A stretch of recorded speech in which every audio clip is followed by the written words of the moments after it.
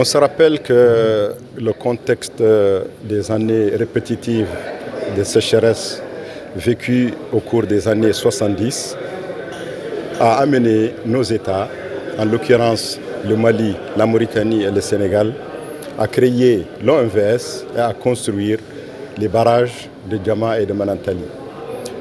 Ces deux ouvrages ont été achevés respectivement en 1986 et en 1988 et ont permis en partie de contribuer à la régulation des écoulements du fleuve Sénégal.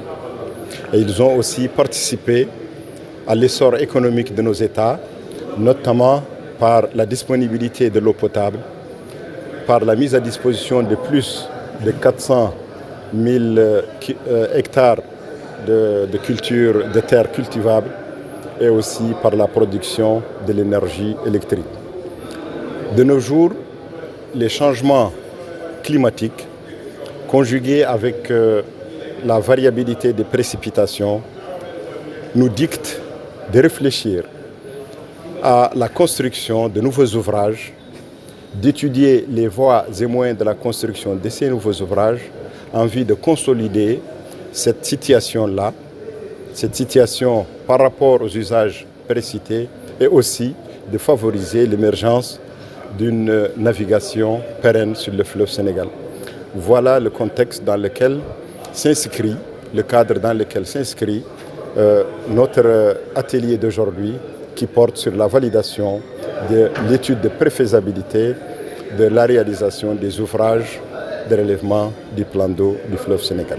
À l'issue de cette rencontre, nous allons d'abord valider cette étude de préfaisabilité et nous allons aussi disposer de termes de référence pour la réalisation des études de APD, donc les études d'avant-projet détaillés, ainsi que l'établissement des dossiers d'appel d'offres en vue de leur lancement le plus rapidement possible pour que les ouvrages complémentaires puissent être réalisés dans les meilleures conditions et les plus rapidement au bénéfice de nos populations.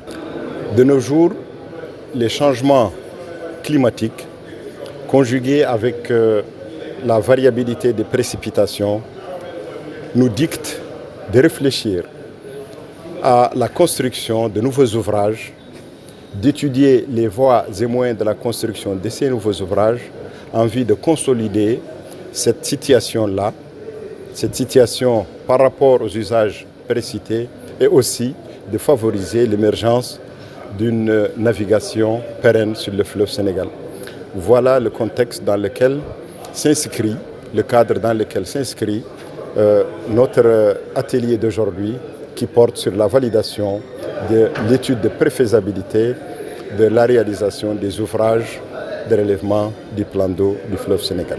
Merci. Est-ce que ces ouvrages sont dans un état de vétusté? Pas du tout, madame. Les ouvrages actuels, bien qu'ils datent du milieu des années 80, sont dans une excellente situation.